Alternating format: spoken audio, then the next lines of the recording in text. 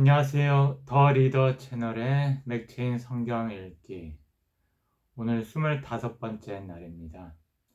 오늘 말씀은 창세기 26장, 마태복음 25장, 에스더 2장, 사도행전 25장 이렇게 보도록 하겠습니다.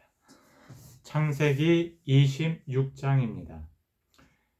일찍이 아브라함 때에 그 땅에 흉년이 든 적이 있는데 이삭 때에도 그 땅에 흉년이 들어서 이삭이 그랄의 블라셋 왕 아비멜렉에게로 갔다. 주님께서 이삭에게 나타나셔서 말씀하셨다. 이집트로 가지 말아라. 내가 너에게 살라고 한 이 땅에서 살아라. 네가 이 땅에서 살아야 내가 너를 보살피고 너에게 복을 주겠다. 이 모든 땅을 내가 너와 너의 자손에게 주겠다. 내가 너의 아버지 아브라함에게 맹세한 약속을 이루어서 너의 자손이 하늘의 별처럼 많아지게 하고 그들에게 이 땅을 다 주겠다. 이 세상 모든 민족이 내 씨의 덕을 입어서 복을 받게 하겠다. 이것은 아브라함이 나의 말에 순종하고 나의 명령과 나의 계명과 나의 율례와 나의 법도를 잘 지켰기 때문이다. 그래서 이삭은 그랄에 그대로 머물러 있었다.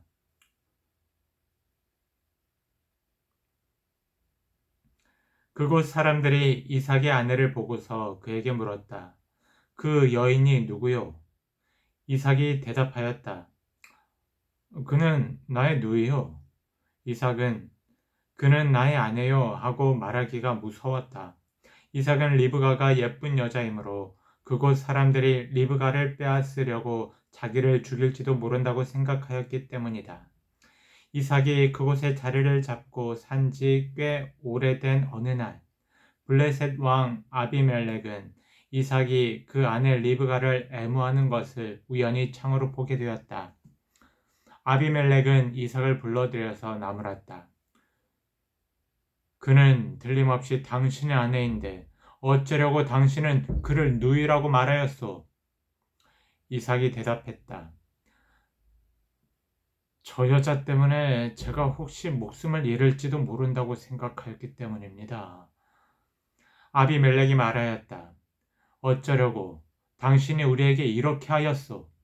하마터면 나의 백성 가운데서 누구인가가 당신의 아내를 건드릴 뻔하지 않았소? 괜히 당신 때문에 우리가 죄인이 될 뻔하였소. 아비멜렉은 모든 백성에게 경고를 내렸다. 이 남자와 그 아내를 건드리는 사람은 사형을 받을 것이다. 이삭이 그 땅에서 농사를 지어서 그 해에 100배의 수확을 거두어 드렸다. 주님께서 그에게 복을 주셨기 때문이다. 그는 부자가 되었다. 재산이 점점 늘어서 아주 부유하게 되었다. 그가 양떼와 소떼, 남종과 여종을 많이 거느리게 되니 블레셋 사람들이 그를 시기하기 시작하였다. 그래서 그들은 이삭의 아버지 아브라함 때에 아브라함의 종들이 판 모든 우물을 막고 흙으로 메워버렸다. 아비멜렉이 이삭에게 말하였다. 우리에게서 떠나가시오. 이제 당신은 우리보다 훨씬 강하오. 이삭은 그곳을 떠나서 그랄 평원에다가 장막을 치고 거기에 자리를 잡고 살았다. 이삭은 자기 아버지 아브라함 때 팠던 우물들을 다시 팠다. 이 우물들은 아브라함이 죽자 블레셋 사람들이 메워버린 것들이다. 이삭은 그 우물들을 그의 아버지 아브라함이 부르던 이름 그대로 불렀다. 이삭의 종들이 그랄 평원에서 우물을 파다가 물이 솟아나는 샘줄기를 찾아냈다. 샘이 터지는 바람에 그랄 지방 목자들이 그 샘줄기를 자기들의 것이라고 주장하면서 이삭의 목자들과 다투었다. 우물을 두고서 다투었다고 해서 이삭은 이 우물을 에색이라고 불렀다. 이삭의 종들이 또 다른 우물을 팠는데 그랄 지방 목자들이 또 시비를 걸었다. 그래서 이삭은 그 우물의 이름을 신나라고 하였다. 이삭이 거기에서 옮겨서 또 다른 우물을 팠는데 그때에는 아무도 시비를 걸지 않았다. 그래서 그는 이제 주님께서 우리가 살 곳을 넓히셨으니 여기에서 우리가 번성하게 되었다 하면서 그 우물 이름을 르호봇이라고 하였다. 이삭은 거기에서 부엘세바로 갔다. 그날 밤에 주님께서 그에게 나타나셔서 말씀하셨다. 나는 너의 아버지 아브라함을 보살펴준 하나님이다. 내가 너와 함께 있으니 두려워하지 말아라.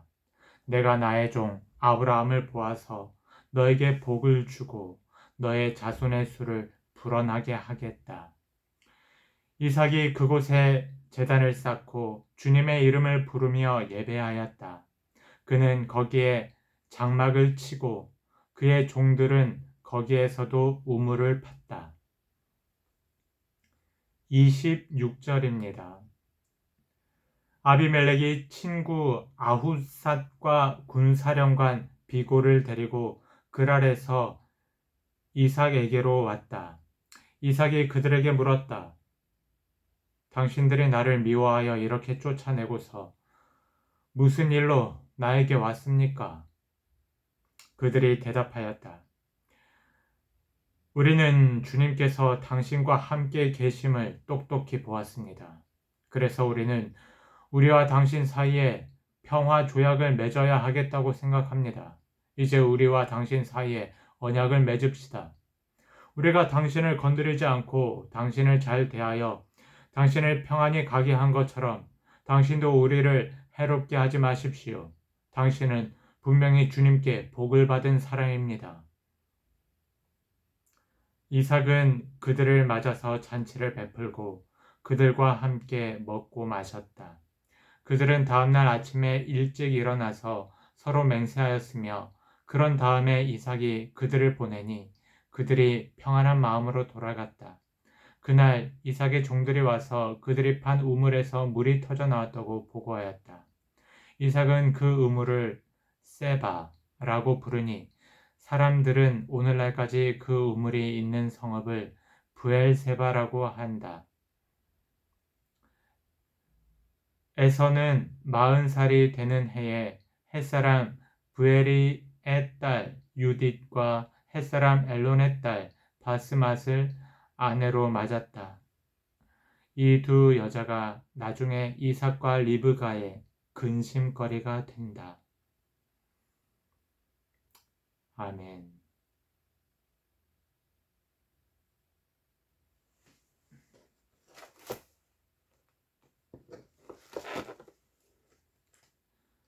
마태복음 25장입니다.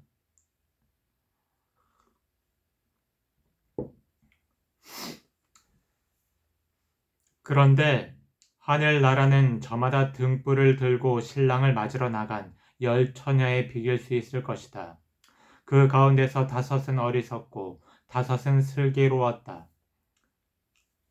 어리석은 처녀들은 등불은 가졌으나 기름은 갖고 있지 않았다. 그러나 슬기로운 처녀들은 자기들의 등불과 함께 통에 기름도 마련하였다. 신랑이 늦어지니 처녀들은 모두 졸다가 잠이 들었다. 그런데 한밤중에 외치는 소리가 났다. 보아라, 신랑이다. 나와서 맞이하여라. 그때 그 처녀들이 모두 일어나서 제 등불을 손질하였다. 미련한 처녀들이 슬기로운 처녀들에게 말하기를 우리 등불이 꺼져가니 너희의 기름을 좀 나누어 다오 하였다. 그러나 슬기로운 처녀들이 대답을 하였다. 그렇게 하면 우리에게나 너희에게나 다 모자랄 터이니 안 된다. 차라리 기름 장수들에게 가서 사서 써라. 미련한 처녀들이 기름을 사러 간 사이에 신랑이 왔다. 준비하고 있던 처녀들은 신랑과 함께 혼인잔치에 들어가고 문은 닫혔다. 그 뒤에 나머지 처녀들이 와서 주님, 주님, 문을 열어주십시오 하고 애원하였다. 그러나 신랑이 대답하기를 내가 진정으로 너희에게 말한다. 나는 너희를 알지 못한다 하였다. 그러므로 깨어 있어라. 너희는 그 날과 그 시각을 알지 못하기 때문이다. 또 하늘나라는 이런 사정과 같다. 어떤 사람이 여행을 떠나면서 자기 종들을 불러서 자기의 재산을 그들에게 맡겼다. 그는 각 사람의 능력을 따라 한 사람에게는 5달란트를, 또 한 사람에게는 2달란트를, 또 한 사람에게는 1달란트를 주고 떠났다. 5달란트를 받은 사람은 곧 가서 그것으로 장사를 하여 5달란트를 더 벌었다. 2달란트를 받은 사람도 그와 같이 하여 2달란트를 더 벌었다. 그러나 1달란트 받은 사람은 가서 땅을 파고 주인의 돈을 숨겼다. 오랜 뒤에 그 종들의 주인이 돌아와서 그들과 셈을 하게 되었다. 5달란트를 받은 사람은 5달란트를 더 가지고 와서 말하기를, 주인님, 주인께서 5달란트를 내게 맡기셨는데 보십시오. 5달란트를 더 벌었습니다. 그의 주인이 그에게 말하였다. 잘했다. 착하고 신실한 종아. 네가 적은 일에 신실하였으니 이제 내가 많은 일을 내게 맡기겠다. 와서 주인과 함께 기쁨을 누려라. 2달란트를 받은 사람도 주인님께서 2달란트를 내게 맡기셨는데 보십시오. 2달란트를 더 벌었습니다. 하고 말하였다. 그의 주인이 그에게 말하였다. 잘했다. 착하고 신실한 종아. 네가 적은 일에 신실하였으니 이제 내가 많은 일을 너에게 맡기겠다. 와서 주인과 함께 기쁨을 누려라. 그러나 1달란트를 받은 사람은 다가와서 말하였다. 주인님, 나는 주인이 굳은 분이시라 심지 않은 데서 거두시고 뿌리지 않은 데서 모으시는 줄로 알고 무서워하여 물러가서 그 달란트를 땅에 숨겨두었습니다. 보십시오. 여기에 그 돈이 있으니 받으십시오. 그러자 그의 주인이 그에게 말하였다. 악하고 게으른 종아. 너는 내가 심지 않은 데서 거두고 뿌리지 않은 데서 모으는 줄 알았다.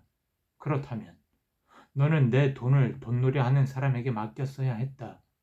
그랬더라면 내가 와서 내 돈에 이자를 붙여 받았을 것이다. 그에게서 그 1달란트를 빼앗아서 10달란트 가진 사람에게 주어라. 가진 사람에게는 더 주어서 넘치게 하고 갖지 못한 사람에게서는 있는 것마저 빼앗을 것이다. 이 쓸모없는 종을 바깥 어두운 데로 내쫓아라. 거기에서 슬피 울며 이를 가는 일이 있을 것이다. 31절입니다.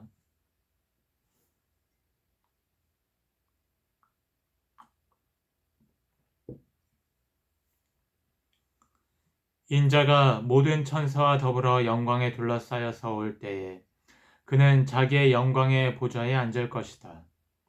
그는 모든 민족을 그의 앞에 불러 모아 목자가 양과 염소를 가르듯이 그들을 갈라서 양은 그의 오른쪽에 염소는 그의 왼쪽에 세울 것이다. 그때의 임금은 자기 오른쪽에 있는 사람들에게 말하기를 내 아버지께 복을 받은 사람들아 와서 창세 때로부터 너희를 위하여 준비한 이 나라를 차지하여라. 너희는 내가 줄일 때에 내게 먹을 것을 주었고 목마를 때에 마실 것을 주었으며 나그네로 있을 때에 영접하였고 헐벗을 때에 입을 것을 주었고 병들어 있을 때에 돌보아 주었고 감옥에 갇혀 있을 때에 찾아주었다 할 것이다.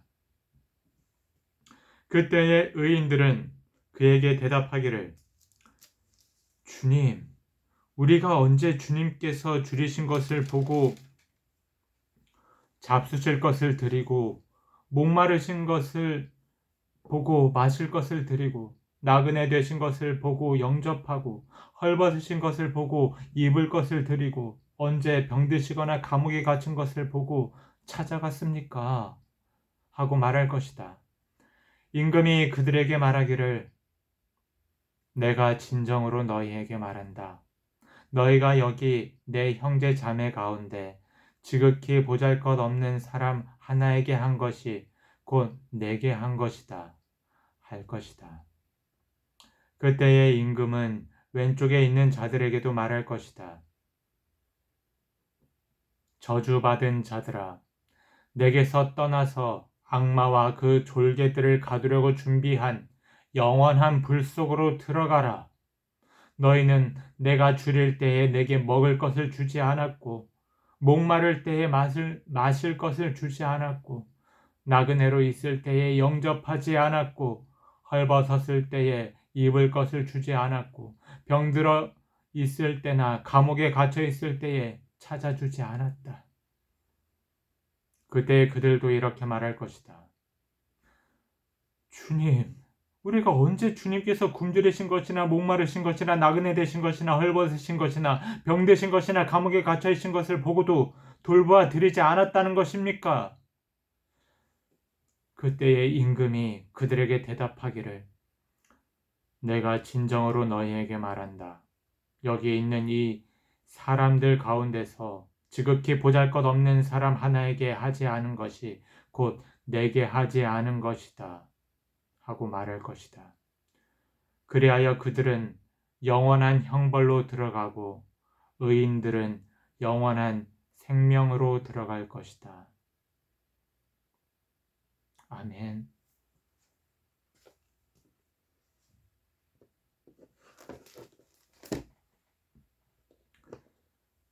에스더 2장입니다.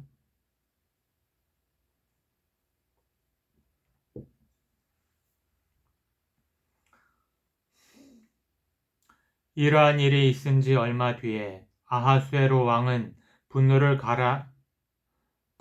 가라앉자 와스티 왕후가 생각나고 왕후가 저지른 일과 그리고 그것 때문에 자기가 조서까지 내린 일이 마음에 걸렸다.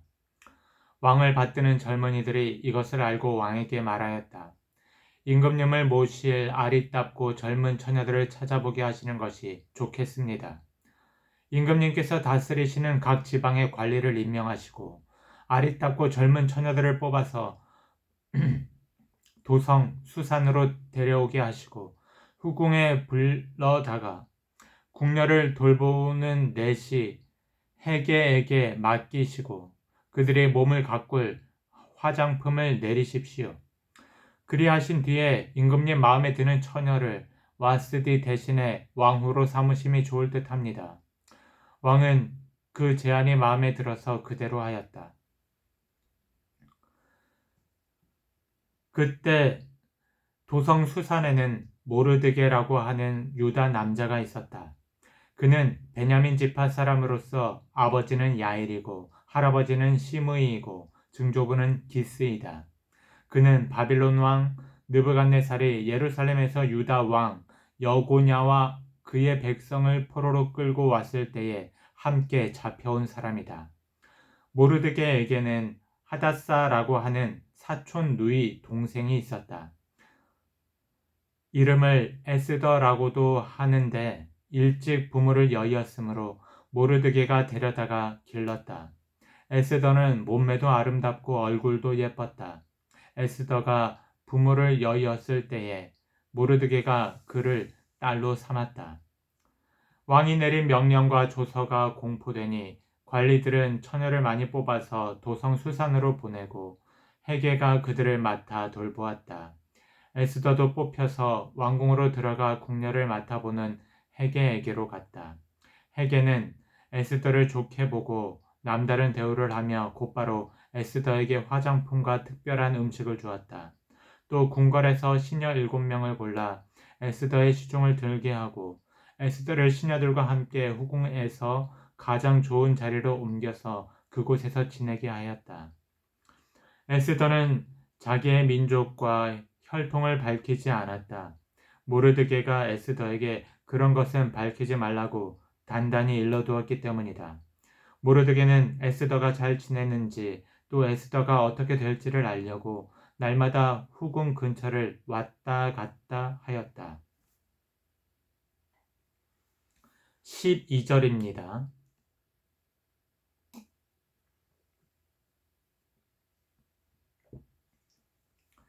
처녀들은 아하수에로 왕 앞에 차례대로 나아갈 때까지 정해진 미용법에 따라서 12달 동안 몸을 가꾸었다.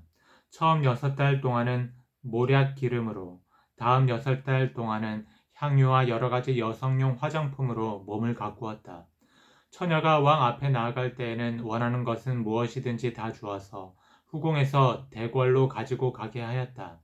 저녁에 대궐로 들어간 처녀가 이튿날 아침에 나오면 후궁들을 맡아보는 왕의 넷이 사스가스가 별궁으로 데리고 갔다. 왕이 그를 좋아하여 특별히 지명하여 부르지 않으면 다시는 왕 앞에 나아갈 수 없었다. 드디어 모르드게의 삼촌 아비하일의 딸, 곧 모르드게가 자기의 딸로 삼은 에스더가 왕에게 나아갈 차례가 되었다. 에스더는 궁녀를 돌보는 왕의 넷이 헤게가 하라는 대로만 단장을 하였을 뿐이고 다른 꾸미개는 요구하지 않았다. 그런데도 에스더는 누가 보아도 아리따웠다. 그가 아하수에로 왕의 친전으로 불려 들어간 것은 아하수에로가 다스린 지 7년째 되는 해, 10째 달, 곧 데벳월이었다. 왕은 에스더를 다른 궁녀들보다도 더 사랑하였다. 에스더는 모든 처녀들을 제치고 왕의 귀여움과 사랑을 독차지하였다. 드디어 왕은 에스더의 머리에 관을 씌우고 와스디를 대신하여 왕후로 삼았다. 왕은 에스더를 위하여 큰 잔치를 베풀고 대신들과 신하들을 다 초대하였으며 전국 각 지방에 세금을 면제하여 주고 왕의 이름으로 여러 가지 상을 푸짐하게 내렸다. 처녀들이 두 번째로 소집된 일이 있는데 그때에 모르드게는 대궐에서 일을 맡아보고 있었다. 에스더는 자기의 혈통과 민족에 관해서는 모르드게가 시킨 대로 입을 다물었다. 에스더는 모르드게의 스라에 있을 때에도 모르드게가 하는 말은 늘 그대로 지켰다. 모르드게가 대궐문에서 근무하고 있을 때에 문을 지키는 왕의 두 넷이 빅단과 데레스가 원한을 품고 아하수에로 왕을 죽이려는 음모를 꾸몄다. 이 음모를 알게 된 모르드게는 에스더 왕후에게 이 사실을 알리고 또 에스더는 그것을 모르드게가 일러주었다고 하면서 왕에게 말하였다. 사실을 조사하여 보고 음모가 밝혀지니 두 사람을 나무에 매달아 죽였다. 이런 사실은 왕이 보는 앞에서 궁중실록에 기록되었다. 아멘.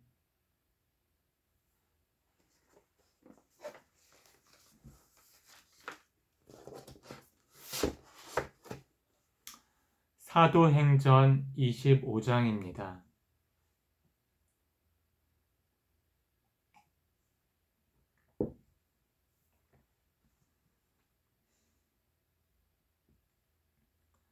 베스도가 부임한 지 사흘 뒤에 가이사랴에서 예루살렘으로 올라가니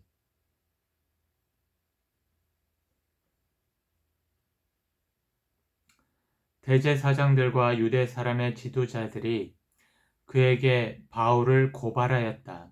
그들은 그에게 줄곧 졸랐다.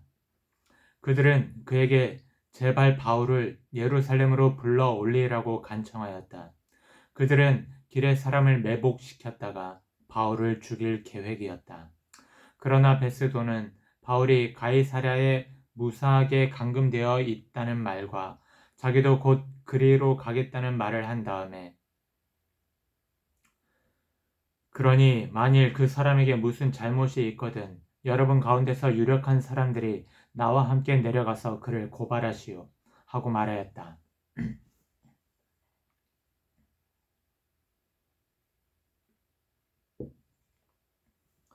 베스도는 예루살렘에서 여드레인가 열흘인가를 지낸 뒤에 가이사랴로 내려가서 이튿날 재판석에 앉아서 바울을 데려오라고 명령하였다. 바울이 나타나자 예루살렘에서 내려온 유대 사람들이 그를 에워싸고 여러 가지 무거운 죄목을 걸어서 고발하였으나 증거를 대지 못하였다. 바울은 나는 유대 사람의 율법이나 성전이나 황제에 대하여 아무 죄도 지은 일이 없습니다. 하고 말하여 자신을 변호하였다. 그러나 베스도는 유대 사람의 환심을 사고자 하여 바울에게 묻기를 그대는 예루살렘으로 올라가서 이 사건에 대하여 내 앞에서 재판을 받고 싶지 않소? 하였다. 바울이 대답하였다. 나는 지금 황제의 법정에 서 있습니다. 나는 여기서 재판을 받아야 합니다. 각각께서도 잘 아시는 대로 나는 유대 사람에게 조금도 잘못한 것이 없습니다.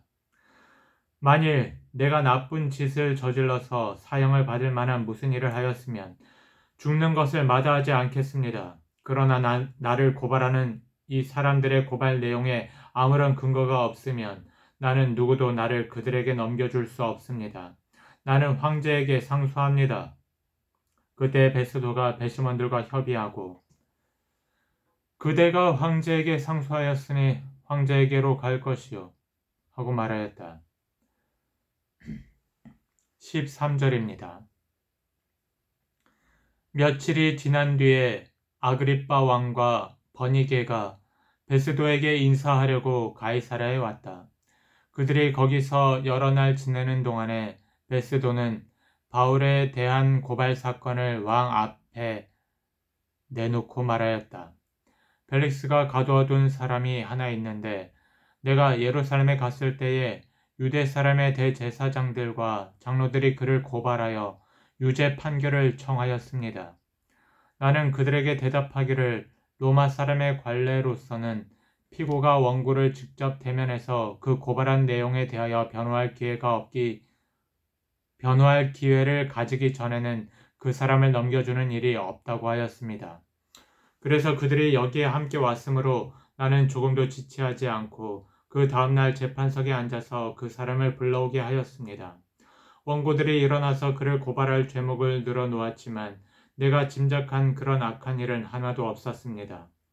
그들이 그와 맞서서 싸우는 몇몇 문제점은 자기네의 종교와 또 예수라는 어떤 죽은 이에 관한 일인데 바울은 그가 살아있다고 주장하였습니다. 나는 이 문제를 어떻게 심리해야 할지 몰라서 바울에게 예루살렘으로 가서 이 사건으로 거기서 재판을 받기를 원하는지를 물어보았습니다. 그러나 바울이 황제의 판결을 받도록 그대로 갇혀 있게 하여 달라고 호소하므로 내가 그를 황제에게 보낼 때까지 그를 가두어 두라고 명령하였습니다. 아그리빠가 베스도에게 말하기를 나도 그 사람의 말을 직접 들어보고 싶습니다. 하니 베스도가 내일 그의 말을 들어보십시오. 하고 대답하였다. 이튿날 아그리빠와 버니게가 위엄을 갖추고 나와서 고급 장교들과 그 도시의 요인들과 함께 신문 장소로 들어갔다. 그리고 베스도의 명령으로 바울을 끌어냈다. 그때에 베스도가 말하였다.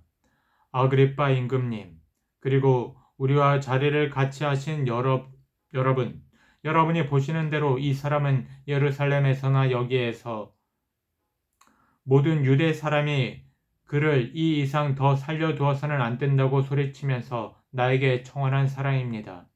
그러나 나는 그가 사형을 받을 만한 아무런 일도 하지 않았다고 판단하였습니다. 그런데 그는 스스로 황제께 상소하였으므로 나는 그를 보내기로 작정하였습니다. 나는 그와 관계되어 있는 일을 황제께 써 올릴 만한 확실한 자료가 없으므로 여기서 그를 신문해서 내가 써 올릴 자료를 얻을까 하는 생각으로 그를 여러분 앞에 특히 아그리빠 임금님 앞에 끌어다가 세웠습니다. 죄수를 보내면서 그의 죄목도 제시하지 않는다는 것은 이치에 맞지 않는 일이라고 생각합니다. 아멘. 예, 오늘 이렇게 25일차 성경 읽기를 마쳤습니다.